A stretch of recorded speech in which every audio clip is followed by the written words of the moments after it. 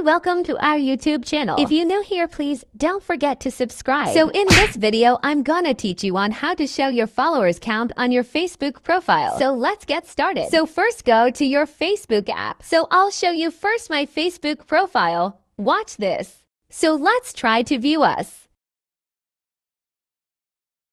As you can see, the followers count is not here. So this is on how to show your followers count on your Facebook profile. It's easy to do that. So first go to your Facebook profile. Now click this. Now scroll down, then find this.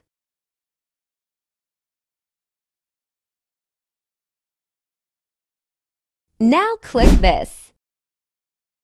Scroll down and find this. Now click this and click Save. So let's check my profile if it's worked. Thank you so much for watching. See you again on my next video.